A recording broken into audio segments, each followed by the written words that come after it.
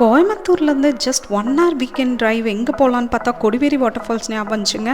வர வழியில் நகாப்பழத்தை நல்லா ருசிச்சுட்டு சீனிக் டிரைவோட வந்து ரீச் ஆனோம். பார்த்தா செம்ம கூட்டம் வாட்டர் ஃபால்ஸில்.